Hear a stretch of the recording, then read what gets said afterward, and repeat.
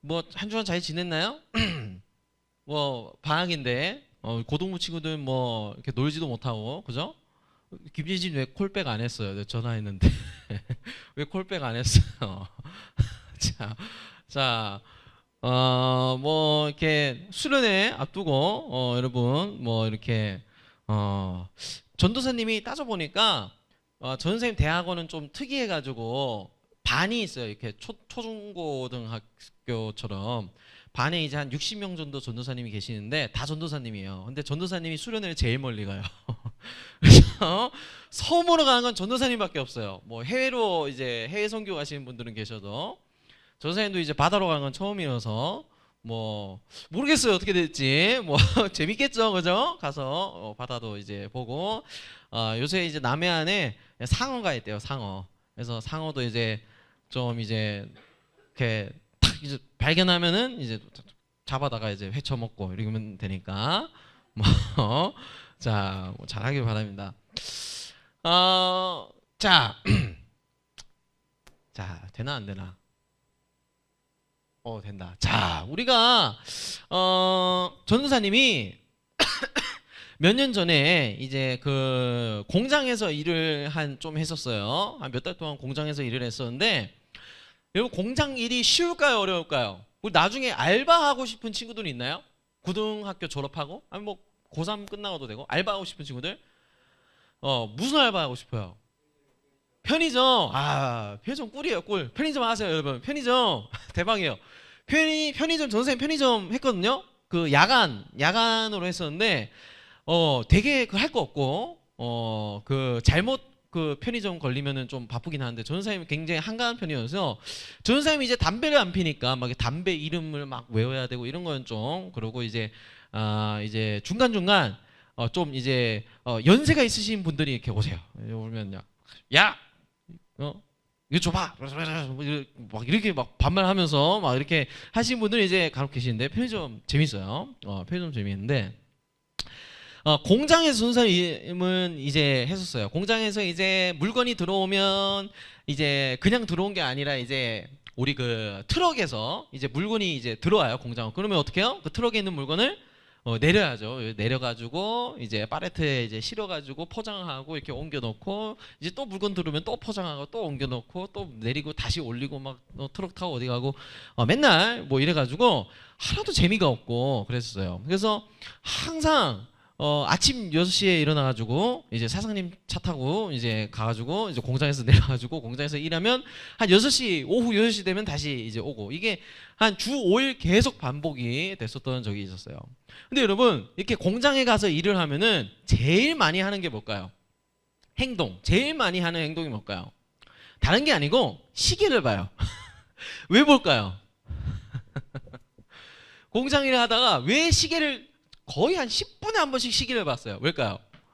너무 하기 싫어가지고 빨리 좀 언제 좀 끝나나 시간이 좀 갔나 하고 시계를 보면은 한 10분밖에 안 가 있고 또 시계 보면은 또 한 5분밖에 안 가 있고 그래서 진짜 막 중간에 도망갈까 막 이 생각도 하다가 도저히 이제 안 돼가지고 이제 끝까지 그래도 하긴 했었는데 계속 이제 전사님도 이제 힘든 이제 공장 일을 하면서 시계를 보면서 언제 끝나나 도대체 이게 도대체 언제 끝나 이게 정신적으로도 힘들어지거든요. 그래서 피폐해지고 삶이 그래서 집에 이제 숙소에 이제 들어가도 이제 뭐 피곤하니까 이제 쉬어야죠. 뭐 아무것도 못하고 그죠?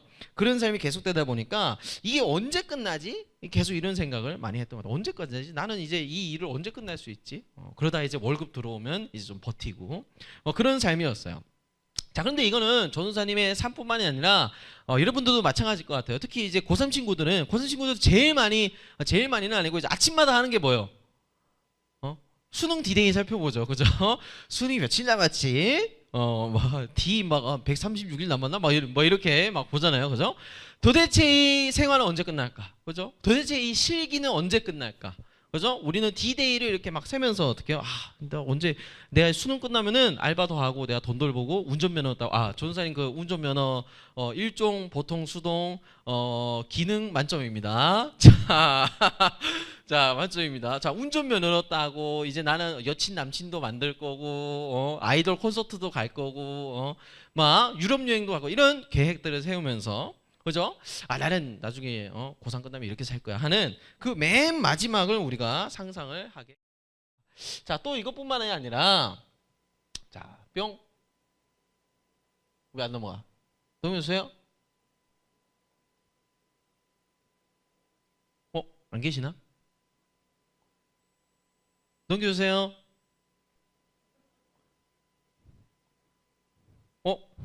안 되는데 그러면? 지사님, 저희 한 분만 가주실래요? 뒤로? 네. PPT 좀 넘겨주시면.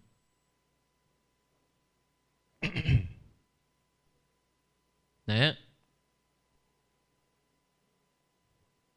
자, 마찬가지죠. 그죠? 우리가 예를 들어서 러시아 우크라이나 전쟁이랑 똑같아요. 그죠? 러시아 우크라이나 전쟁도 여러분 지금 이 전쟁 때문에 몇십만 명이 지금 민간인을 포함해서 군인들도 그렇고 이렇게 전쟁을 통해서 지금 죽고 있는 상황입니다. 우리는 너무 평화 속에서 평온하게 잘 살고 있지만 저기 반대편 우크라이나 땅에서는 지금 몇십만 명이 죽었어요. 민간인도 몇만 명이 그냥 죽었어요. 이런 상황 속에서 러시아 국민들은 뭐 계속 전쟁을 바라겠죠. 우크라이나 국민들은 어떻게 해요? 빨리 전쟁이 종결이 되고, 그죠? 빨리 좀 전쟁이 끝나서 우리가 일상으로 돌아가고 다시 평범한 삶으로 돌아가서 학교도 다니고 직장도 다니고 연애도 하고 이런 평범한 삶을 아마 너무도 꿈꾸고 전쟁이 끝날 날만을 기다리고 있을 거예요. 또 이것뿐만이 아니라 우리도 마찬가지였죠. 지난 코로나 몇 년이래요? 3년 4개월. 야, 3년 4개월이면은 우리 중1 친구들의 5분의 1 아니에요. 인생의 5분의 1. 인생의 5분의 1을 마스크를 쓴 거예요. 여러분 우리 중1 친구들로 따지면 중1, 중2 친구들 5분의 1을. 그러니까 얼마나 우리가 마스크를 쓸 때도 전사님이 이런 생각이 들었어요. 이 코로나 기간에 내가 마스크를 내가 나중에 죽을 때까지 마스크를 쓰게 되는 게 아닌가 이런 생각이 들 정도로 이게 언제쯤이면 이 마스크 여러분 쓰면 막 이 귀 아프고 난리 나잖아요. 막 여기 물집 잡히고 막 피나고 마스크 오래 쓰면은 이 이상하고 부자연스러운 삶이 언제쯤 끝날까? 언제쯤 마스크를 벗게 되고 우리가 일상으로 돌아갈까? 이런 생각을 이 코로나 기간에도 엄청나게 많이 했던 것 같아요.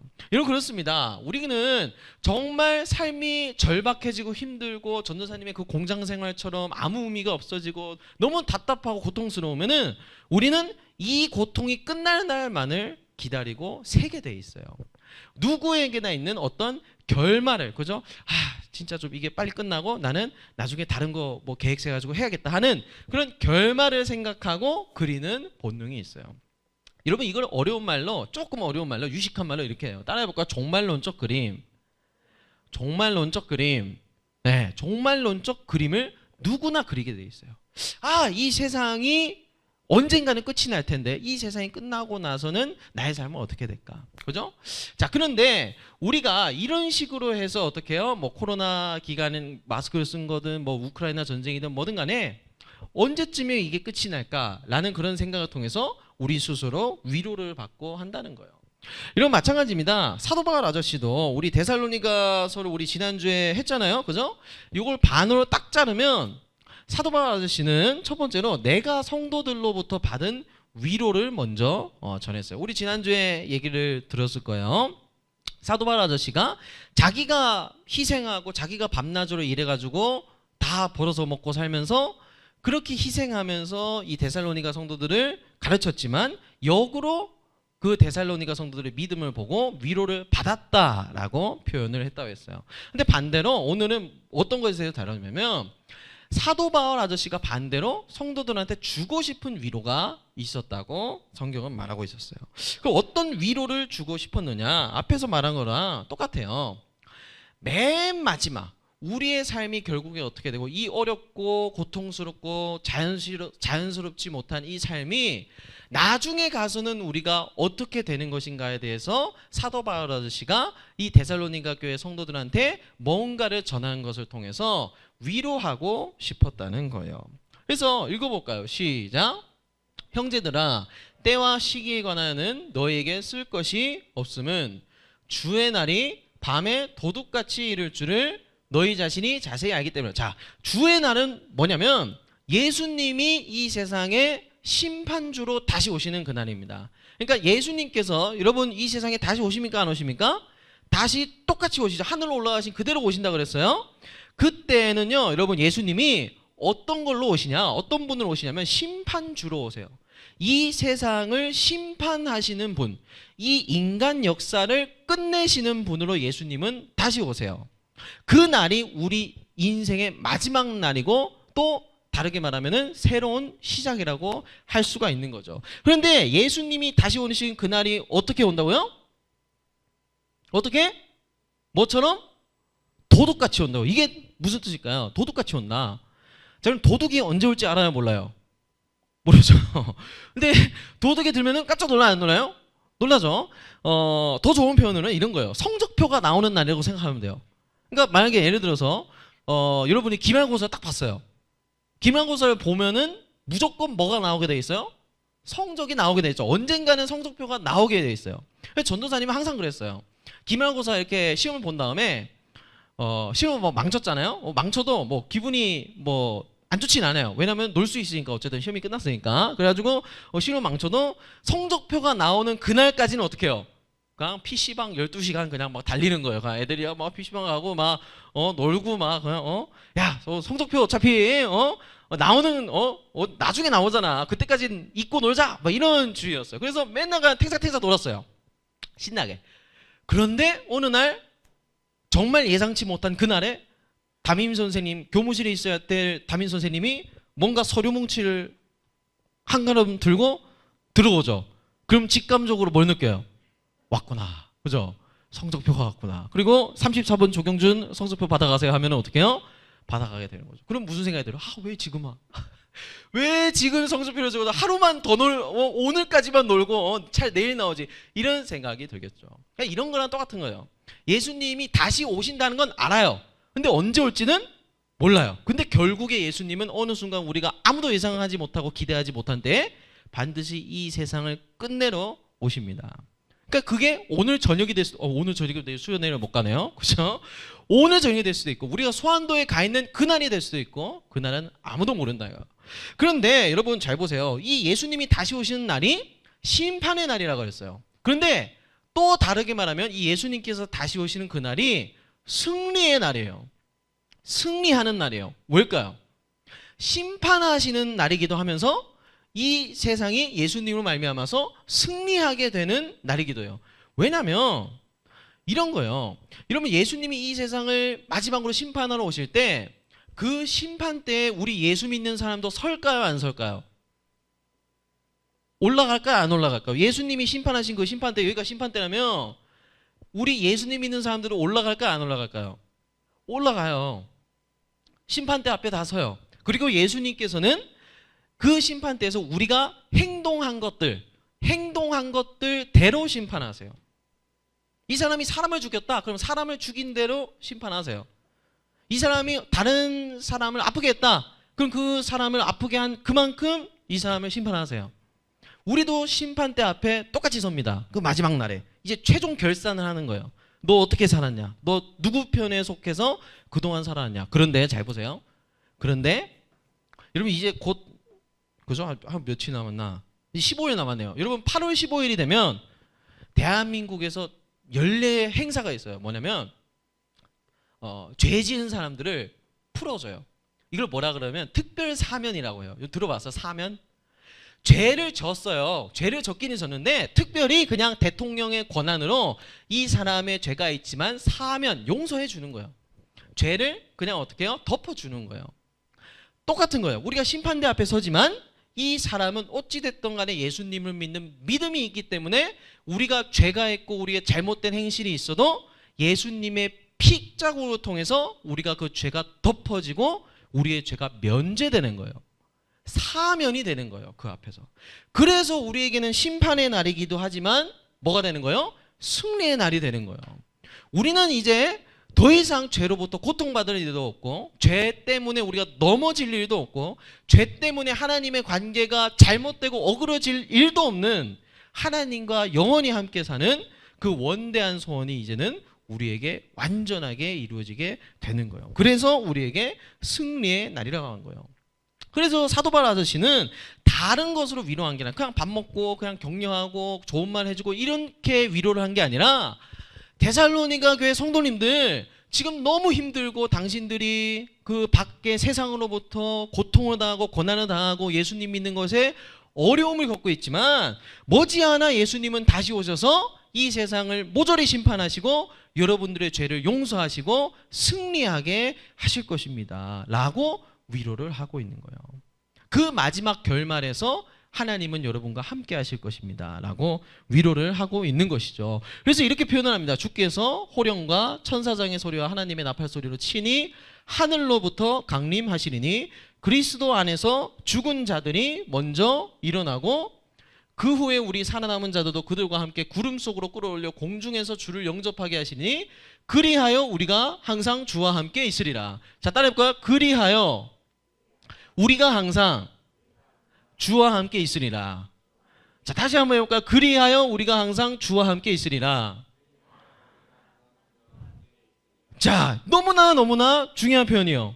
왜냐하면 여러분 전사님이 예전부터 계속해서 강조했지만 하나님께서 우리에게 정말 원하시는 것이 뭐라 그랬어요? 그냥 우리랑 영원히 함께하는 거예요. 예를 들면 이런 거예요. 전사님이 여자친구를 봐요. 좋아요, 안 좋아요? 좋겠죠, 그죠? 근데 자꾸 보고 또 봐요. 근데 또 보고 싶고 자꾸 보고 싶어요. 그러면 어떻게 돼요? 같이 있고 싶겠죠, 그죠? 근데 같이 있어도 더 가까이 같이 있고 싶어요. 그럼 뭘 어떻게 하겠어요? 뭐 결혼을 해서 살겠죠, 그죠? 잘못된 선택을 결혼을 해서 반해가지고 결혼하자 그래도 같이 살겠죠. 그거예요.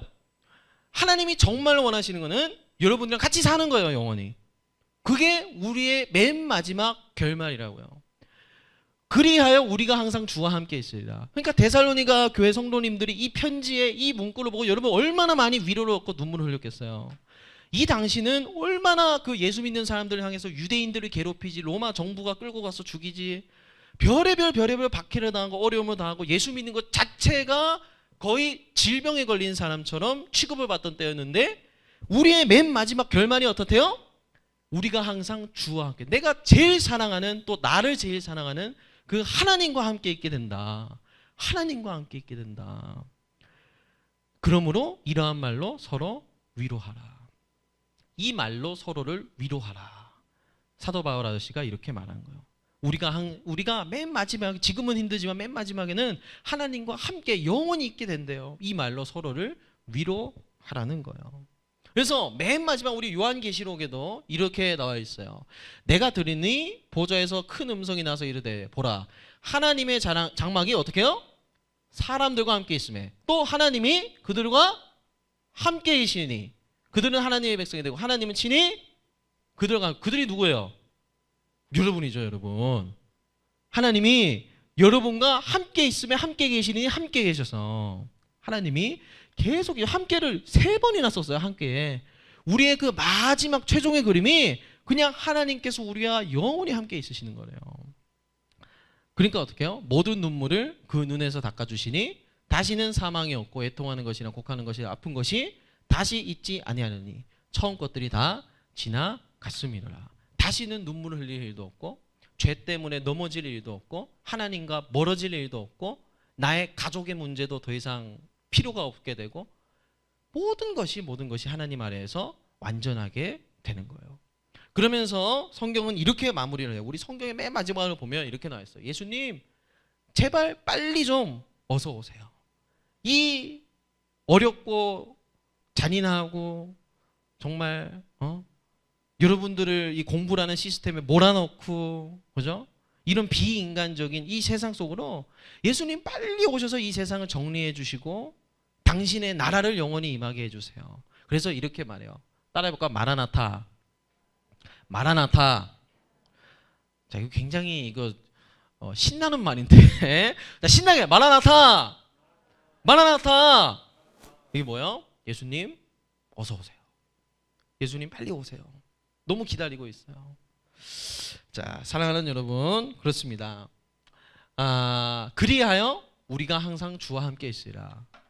이제 예수님이 다시 오셔서 이 세상을 종결하시면 이제 우리의 새로운 삶이 시작이 되는 거예요. 여러분, 우리 예수 믿는 우리의 지금 일상은 지금 이 일상이 일상이라고 할 수 있을까요? 자연스럽다고 할 수 있을까요? 아니에요. 지금 우리가 사는 예수님을 믿는 그 삶은 지금이 자연스럽지 못한 삶이에요. 지금이 비일상이에요. 비일상. 우리의 일상생활은 언제예요? 언제부터 시작이에요? 예수님께서 다시 오시는 날 우리는 그 예수님이라는 일상으로 돌아가는 거예요. 우리는 지금이 잘못된 세상 속에서 살고 있는 거예요. 지금이 정상이 아니에요. 그러니까 우리가 살고 있는 이 삶과 이 세상 자체가 언제 정상으로 회복이 되는 거예요? 예수님이 다시 오시는 그날. 우리가 살고 있는 이 세상이 지금이 정상이 아닌 거예요.